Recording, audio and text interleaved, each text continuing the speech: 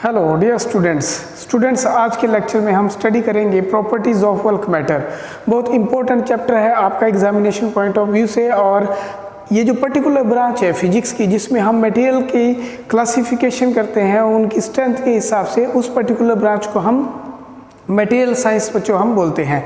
तो before proceeding this particular chapter I want to introduce myself Kumar Rakesh. और आप जो पहली बार बच्चे जुड़े हैं इस पर्टिकुलर चैनल से वो इस चैनल को लाइक करें, सब्सक्राइब करें, ये बहुत ज़रूरी काम है बच्चों। यदि आप चाहते हो कि पूरे वीडियोस आपको पूरे सिलेबस के मिले तो आपको सब्सक्राइब करिए और मैक्सिमम इस चैनल को आप देखिए। और कोई क्वेरी है आपकी, कोई डाउट है आपका, तो ultimately I am providing you my WhatsApp number 9350465652। उस पर आप अपने डाउट आराम से पूछ सकते हैं। तो लेट्स स्टार्ट।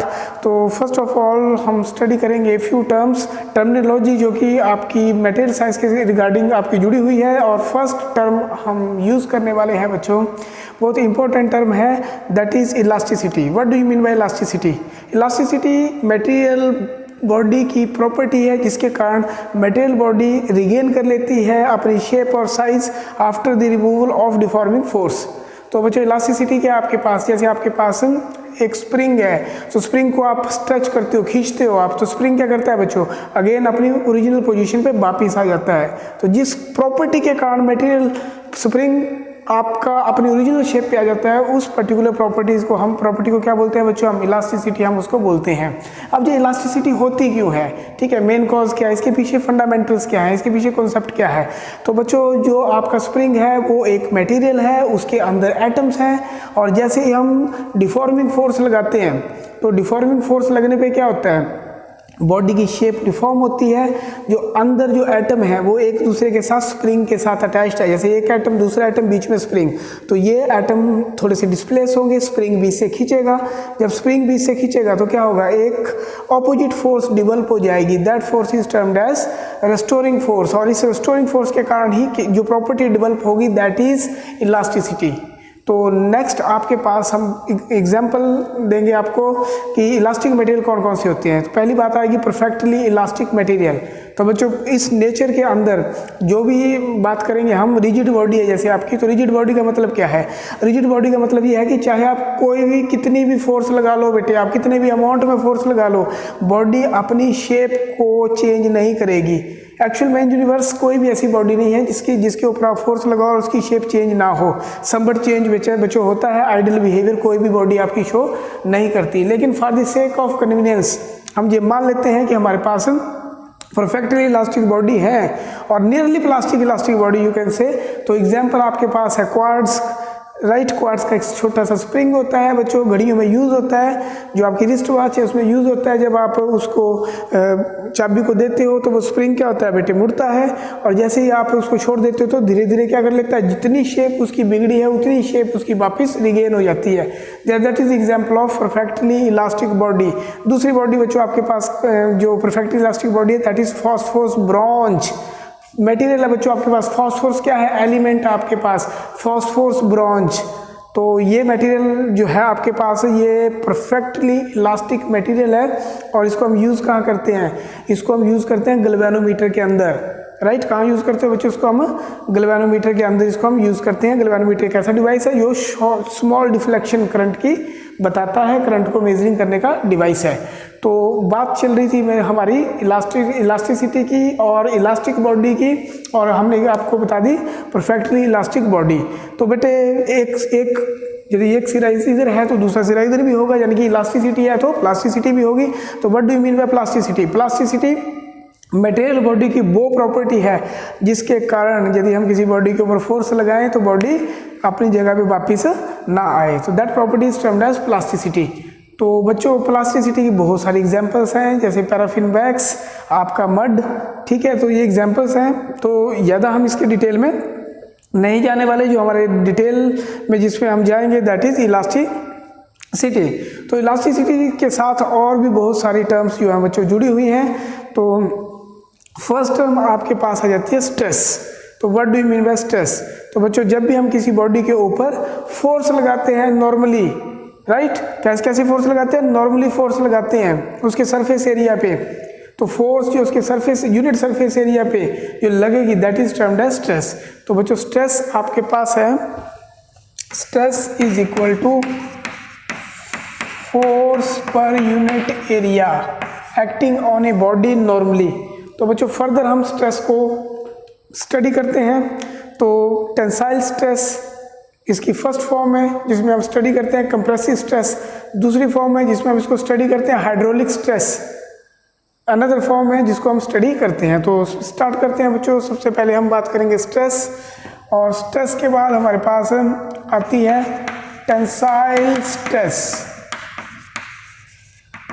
ये बच्चों हमारे पास एक सिलेंडर है और इस पर्टिकुलर सिलेंडर के इस एंड और इस एंड पे हम F फोर्स बच्चों लगा देते हैं नॉर्मली, ठीक है। दोनों एंड पे नेट फोर्स हम लगा देते हैं। यहाँ पे ये बात दिमाग में रखना जरूरी है कि नेट फोर्स हमेशा कितनी होगी बच्चों, 0 होगी, लेकिन नेट फोर्स लगने के कारण बॉडी की जो अलोंग द लेंथ है उसमें क्या आ जाएगी, चेंज आ जाएगी। यदि यहाँ पे L ओरिजिनल लेंथ है तो टेंसाइल स्ट्रेस लगने के बाद बॉडी की लेंथ जो है वो थोड़ी सी इंक्रीज हो जाएगी बेटे, ठीक है। कितनी इंक्रीज हो जाएगी आपके पास, डेल्टा L। तो ये इफेक्ट है जो आपकी टेंसाइल स्ट्रेस बॉडी के ऊपर प्रोड्यूस करती है। तो नेक्स्ट आपके पास टेंसाइल स्ट्रेस के बाद हम बात करेंगे कंप्रेसिव स्ट्रेस। किसकी बात करेंगे बच्चों हम, कंप्रेसिव स्ट्रेस। तो what do you mean by compressive stress. तो अगेन ये हमारे पास एक बॉडी है, इस पर्टिकुलर बॉडी के दोनों सरफेसेस पे ऑपोजिट डायरेक्शन में बच्चों फोर्स हम लगा देंगे। As a result of this body की जो शेप है बेटे वो क्या हो जाएगी, चेंज हो जाएगी, इसकी लेंथ क्या हो जाएगी, चेंज हो जाएगी। तो अलोंग द लेंथ लगने वाली फोर्सेस, अलोंग द लेंथ लगने वाली जो स्ट्रेस है that is tensile stress. Tensile stress क्या प्रोड्यूस करती है, इलोंगेशन प्रोड्यूस करती है। सेकंड आपके पास कंप्रेसिव स्ट्रेस, और कंप्रेसिव स्ट्रेस क्या प्रोड्यूस करती है, लेंथ को क्या करती है, डिक्रीज करती है। तो नेक्स्ट आपके पास है हाइड्रोलिक स्ट्रेस। हाइड्रोलिक स्ट्रेस, तो बच्चों हाइड्रोलिक स्ट्रेस बहुत इंपॉर्टेंट है। क्यों इंपॉर्टेंट है, क्योंकि जैसे आपके पास पानी से भरी हुई एक ट्यूब है, ठीक है। तो आपने क्या किया, उसके उस ट्यूब को, ट्यूब किस शेप में, स्फेरिकल शेप में है बेटे, रिंग की फॉर्म में मान लो आप यदि कंप्लीट हो जाएगी तो एक स्फेयर की फॉर्म में हम उसको कंसीडर कर रहे हैं। कंसीडर इसलिए कर रहे हैं ताकि हम फोर्स लगाए नॉर्मली उसके सारे फेसिस पे, तो उसकी जो शेप है उसमें चेंज ना आए। चेंज आएगा लेकिन चेंज किस में आएगा, वॉल्यूम में चेंज आएगा, शेप में कोई भी चेंज नहीं आएगा। तो दैट इज हाइड्रोलिक स्ट्रेस। तो चेक कर लो बच्चों, यहाँ पे हमारे पास ये गिवन है, इसके ऊपर जब नॉर्मली फोर्स लगेगी बेटे तो नॉर्मली फोर्स लगने पे क्या होगा, इसका शेप एज ए स्फीयर रहेगी लेकिन इसका वॉल्यूम में डिक्रीमेंट कितना आएगा, डेल्टा बी। तो हमने यहाँ पे ये स्ट्रेस की प्रॉपर्टीज हमने पढ़ी, stress types, tensile, compressive, hydraulic, और एक और टाइप की स्ट्रेस है that is shear stress. What do you mean by shear stress. तो उसको समझने के लिए हम क्या ले लेते हैं बेटे, एक डिब्बा ले लेते हैं, ठीक है, लकड़ी गत्ते का डिब्बा ले लेते हैं। गत्ते का डिब्बा किस फॉर्म में आप ले लेते हो बच्चों, एक देखिए ध्यान से, ये गत्ते का डिब्बा आपका पैरेलली पाइप जिसको बोल सकते हो आप, इसका जो लोअर फेस है बेटे इसको आप फिक्स कर देते हो और यहाँ पे आप क्या लगाते हो, टेंजेंशियल फोर्स, तभी तो इसका नाम पड़ रहा है शेयर स्ट्रेस। तो जब आप इसको टेंजेंशियल फोर्स यहाँ पे लगाते हो तो क्या होता है, ये यहाँ से शिफ्ट हो जाएगा बेटे, ये वाला जो फेस है यहाँ पे शिफ्ट हो जाएगा, यहाँ चला जाएगा, देखिए ध्यान से, और ये यहाँ से चल के यहाँ पे शिफ्ट हो गया। यानी कि यहाँ अपर फेस पे फोर्स लगने के बाद ये जो नीचे वाला एंड फिक्स है, तो ये वाली जो लेंथ है बेटे L, ये वाली जो लेंथ L है ये शिफ्ट हो गई कितनी, डेल्टा L। तो बच्चों ध्यान से देखिए, आपके वॉल्यूम में कोई चेंज नहीं आएगा, चेंज किस में आएगा, शेप ऑफ द बॉडी, किस में चेंज आएगा, शेप ऑफ द बॉडी। तो इस प्रकार की जो स्ट्रेस है उस स्ट्रेस को हम शेयर स्ट्रेस बोलते हैं। क्या बोलते हैं, इस प्रकार की स्ट्रेस को हम शेयर स्ट्रेस बोलते हैं। शेयर स्ट्रेस बहुत इंपॉर्टेंट है क्योंकि बहुत सारी बॉडीज के साथ हम जो काम है वो रोटेशन के साथ करते हैं बच्चों, ठीक है। जैसे मटेरियल की बेंडिंग एक इम्पोर्टेंट प्रोसेस है जिसको हम इसमें करते हैं, ठीक है। जो नेक्स्ट प्रॉपर्टी हमारे पास मटेरियल की है that is strain. What do you mean by strain. तो स्ट्रेन का मतलब आपके पास है कि आप बॉडी के ऊपर फोर्स लगाओगे बच्चों, तो हम यहाँ पे स्ट्रेन में चेक करेंगे कि फोर्स लगने पर original change in configuration, change in configuration divided by original configuration, तो इस पर्टिकुलर रेशियो को क्या बोलेंगे बच्चे, हम स्ट्रेन बोलेंगे। तो यहाँ पे हम लिखते हैं स्ट्रेन। तो बच्चों strain is equal to change in configuration, change in configuration divided by original configuration, change in configuration by में ओरिजिनल कॉन्फ़िगरेशन। तो डियर स्टूडेंट्स, स्ट्रेन की types, longitudinal strain, longitudinal strain ये फर्स्ट टाइप है आपकी, और दूसरे नंबर पे आपके पास है वॉल्यूमेट्रिक स्ट्रेन, वॉल्यूमेट्रिक स्ट्रेन ये सेकंड टाइप आपकी, और थर्ड आपके पास है shear स्ट्रेन। तो इन तीन टर्म को हम अच्छे से समझने की कोशिश करेंगे कि कौन कौन सी स्ट्रेसेस हमारे पास हैं और हम इसको कैसे समझ सकते हैं। तो स्ट्रेसेस हमारे पास कौन कौन सी है, एक लॉन्गिट्यूडनल स्ट्रेन है, और एक वॉल्यूमेट्रिक स्ट्रेन है, एक आपके पास शेयर स्ट्रेन है। तो स्ट्रेन का मतलब क्या है, आपने बॉडी के ऊपर फोर्स लगाई, फोर्स लगने से बॉडी की शेप, उसकी कॉन्फ़िगरेशन में कितना चेंज आया और किस टाइप की शेप में चेंज आया वो हम इसकी टाइप्स में पढ़ेंगे। ठीक है, तो सबसे पहले हमारे पास है लॉन्गिट्यूडनल स्ट्रेन। तो स्टार्ट करते हैं लॉन्गिट्यूडनल स्ट्रेन। हमारे पास एक सिलेंड्रिकल बॉडी है जिसका अपर फेस हमने फिक्स कर रखा है। This is your cylindrical body, upper face हमने यहाँ पे बांध रखा है। यहाँ पे हम बेट लगाते हैं लोअर एंड पे, यहाँ पे हम क्या कर देते हैं, लोअर एंड पे बेट अटैच करते हैं। बेट अटैच करने से क्या होगा, ये बच्चों नेक्स्ट फिगर में आप चेक कर सकते हो कि ये अपनी थोड़ी सी लंबाई डेल्टा एल बढ़ा देगी।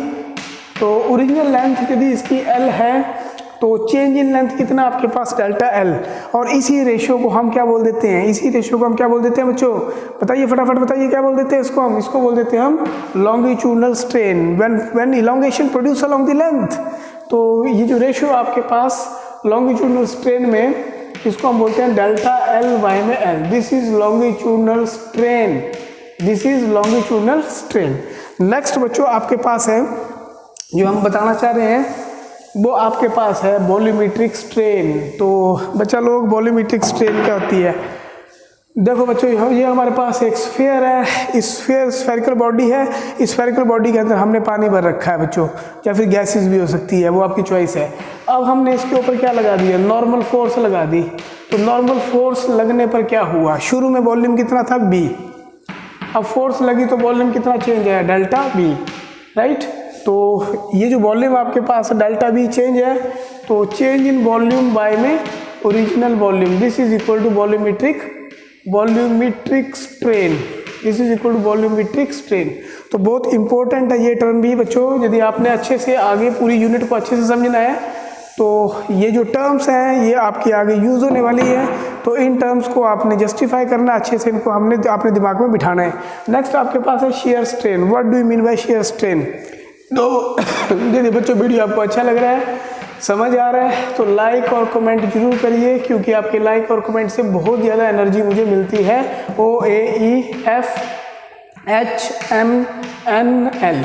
तो ये आपके पास एक पर्टिकुलर मैंने कहा था बॉक्स है, और इस बॉक्स का ये जो लोअर एंड है ये क्या है बच्चों आपके पास फिक्स है, ये है ना। लोअर एंड क्या है बच्चों आपके पास, ये फिक्स। तो यहाँ पे हमने लोअर एंड को फिक्स कर रखा है। तो आप देख सकते हो बेटे, यहाँ पे हम फोर्स लगाएंगे F।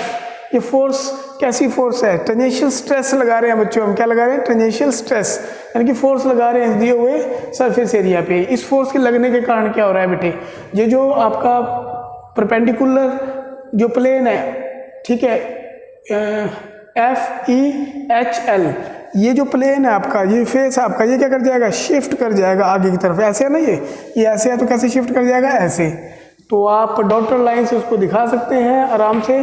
तो ये डॉटर लाइन से आप इसको दिखाओगे तो ये चेंज कितना है बच्चों, थीटा एंगल से। तो इसकी शेप चेंज होने से क्या हुआ बेटे, ये जो एंगल है आपके पास थीटा, इस एंगल को हम क्या बोल देते हैं, शेयर एंगल। क्या बोलते हैं बच्चों इसको हम, शेयर एंगल। तो चेंज क्या हुआ इससे, delta L change in length by में ओरिजिनल लेंथ। तो थीटा कितना आपके पास, डेल्टा एल बाय में एल। तो ये आपके पास शेयर स्ट्रेस है बेटे, क्या आपके पास ये शेयर शेयर क्या आपके पास ये स्ट्रेस है। तो हम बात कर रहे थे बेटे स्ट्रेन की। तो शेयर स्ट्रेन में आपके पास क्या आ जाएगा, ये आपके पास आएगा theta is equal to delta L Y में L. Theta is equal to आपके पास आएगा डेल्टा एल वाई में एल। तो this is equal to shear strain. तो बच्चों ये जनरल टर्मिनोलॉजी है। अब हम इससे थोड़ा सा आगे बढ़ेंगे और स्टडी करेंगे Hooke's law. What do you mean by hooks law? तो बच्चों बात करेंगे हम हुक्स लॉ की। What do you mean by Hooke's law? Hooke's law ने काफ़ी ज़्यादा मटेरियल को स्टडी किया और उनकी स्टडी करने के बाद एक लीनियर रिलेशनशिप फाइंड आउट किया कि जितनी फोर्स लगाओगे उतना ही एक्सटेंशन आप पाओगे स्प्रिंग के अंदर।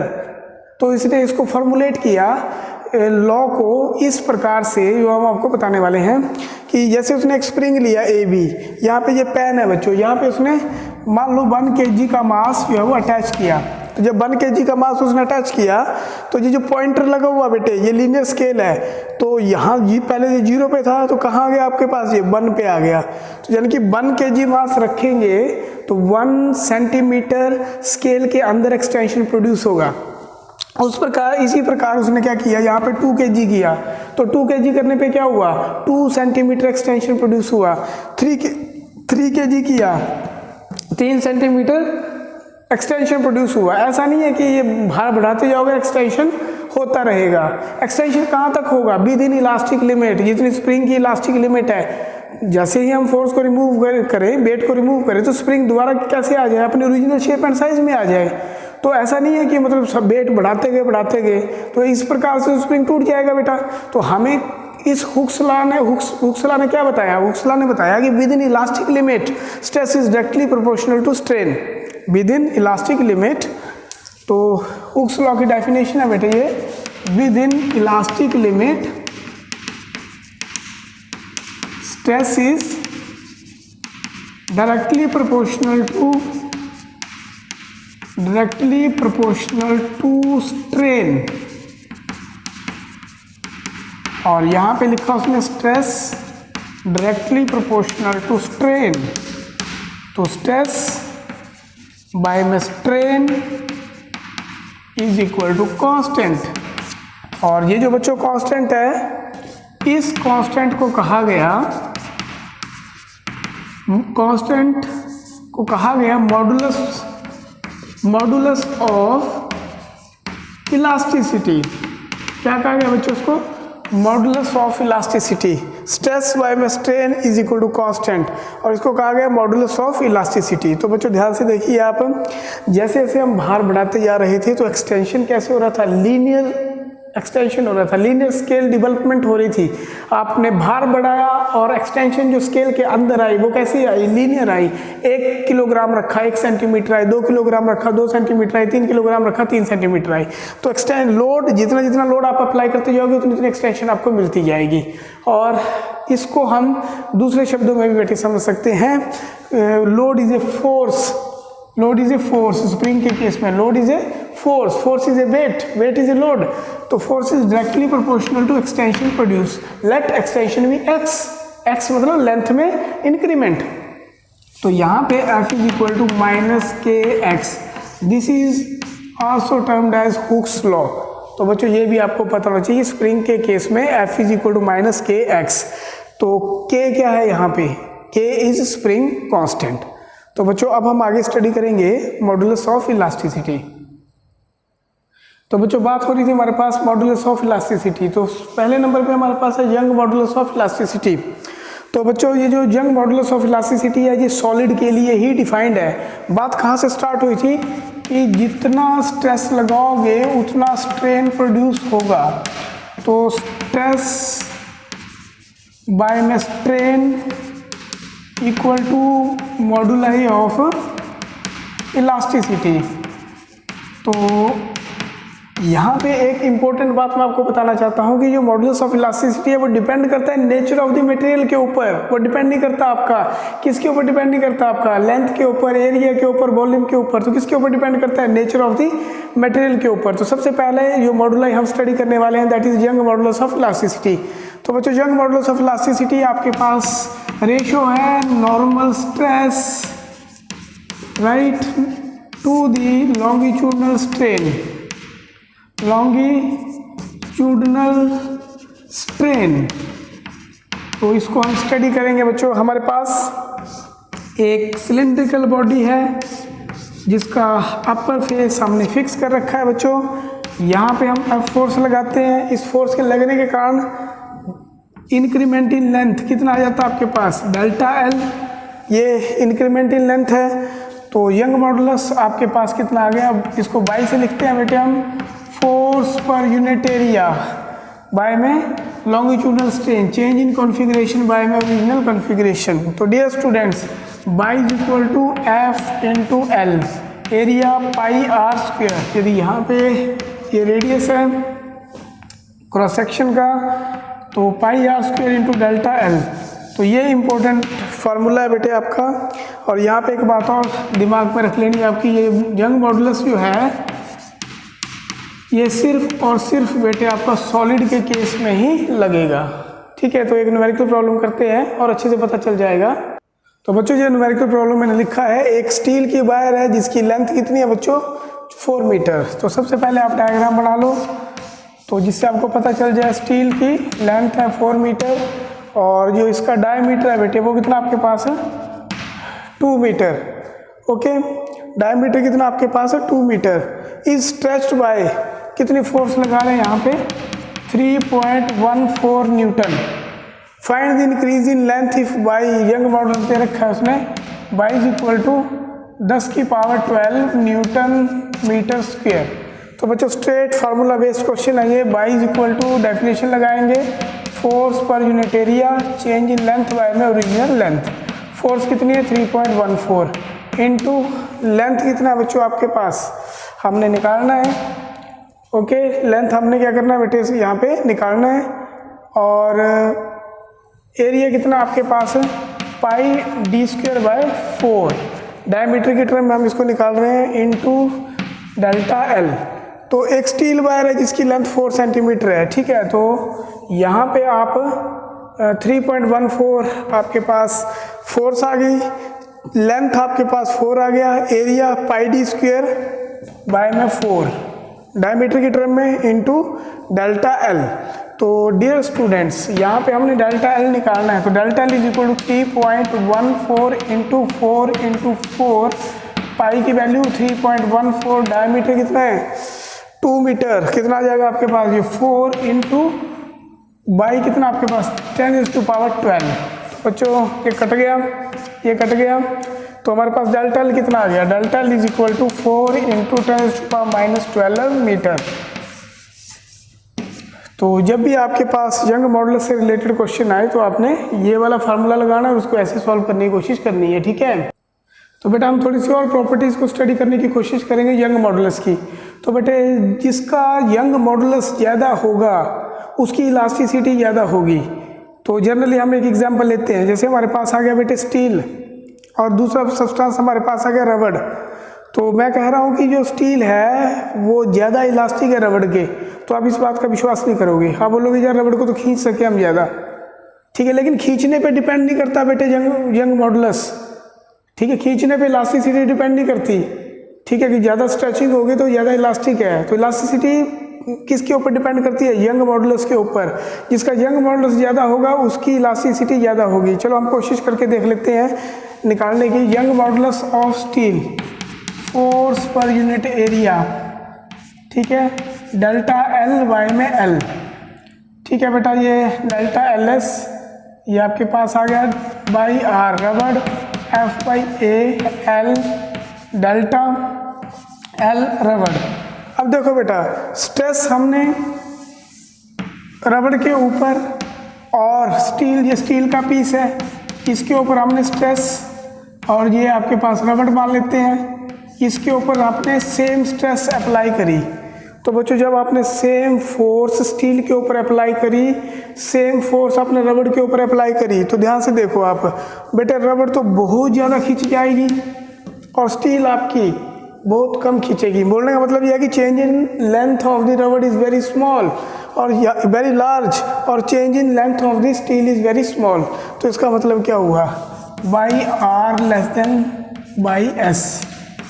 तो दी हुई स्ट्रेस पे ये आपका रिलेशन होल्ड करेगा, यानी कि Young modulus of steel is greater than Young modulus of रबड़, that is why steel is more elastic than रबड़। उसके बाद जो यंग मॉडुलस है बेटे वो डिपेंड करता है आपका नेचर ऑफ द मटेरियल के ऊपर, ठीक है, ना कि उसकी लेंथ पे, ब्रेड्थ पे, एरिया पे, वॉल्यूम पे, ठीक है। ये दूसरी प्रॉपर्टी है यंग मॉडुलस की। तीसरी प्रॉपर्टी बेटे Young modulus for rigid body. Rigid body में क्या होता है बेटे, perfectly rigid body, delta L equal to 0, there is no change in the configuration, length, breadth, height, कहीं भी कोई चेंज नहीं आएगा रिजिड बॉडी के केस में। Distance between 2 points remain same, तो delta L is equal to 0, तो y is equal to कितना आएगा आपके पास, इनफाइनाइट। और एक और इंपॉर्टेंट प्रॉपर्टी है टेम्परेचर के साथ क्या होगा, तो बेटे जैसे हम टेम्परेचर बढ़ाएंगे तो चेंज इन लेंथ होगा, लेंथ बढ़ेगी, चेंज इन लेंथ, तो यंग मॉडुलस क्या होगा बेटे, डिक्रीज होगा। तो टेम्परेचर बढ़ने के साथ यंग मॉडुलस में क्या आता है बेटा, डिक्रीमेंट आता है। तो ये इंपॉर्टेंट प्रॉपर्टी है जो आपकी यंग मॉडुलस के साथ एसोसिएटेड है। तो नेक्स्ट टॉपिक हम करते हैं बेटे बल्क मॉडुलस ऑफ इलास्टिसिटी। तो बच्चों बल्क मॉडुलस ऑफ इलास्टिसिटी क्या होता है, हमारे पास एक बॉडी है जिसका वॉल्यूम कितना है बच्चों, b है, इसके ऊपर हमने क्या लगा दिया, फोर्स लगा दी नॉर्मल। तो फोर्स नॉर्मल लगने पे क्या हुआ, वॉल्यूम घट गया बेटे बाय में डेल्टा b। तो बल्क मॉडुलस हमारे पास क्या आएगा, bulk modulus is equal to stress by में वॉल्यूमेट्रिक स्ट्रेन, तो F बाय में A into delta B by में B। तो मुझे यहाँ पे क्या लगेगा, नेगेटिव साइन लगेगा। बल्क मॉडुलस को B से हम लिखते हैं, तो bulk modulus B is equal to कितना आ गया आपके पास, minus F B delta F by में A डेल्टा B बाय में B। तो नेगेटिव साइन क्या बता रहा है, नॉर्मल फोर्स लगने पर वॉल्यूम में क्या हो रही है बेटे, डिक्रीमेंट हो रही है। बेटे बल्क मॉडुलस आपका सॉलिड में भी एप्लीकेबल है, लिक्विड में भी एप्लीकेबल है, और आपका गैसेस में भी एप्लीकेबल है। तो बच्चों यहाँ तक हम आज करेंगे, इसके बाद हम नेक्स्ट लेक्चर में करेंगे। अपनी फीडबैक कमेंट बॉक्स में जरूर दें। Thank you very much for watching.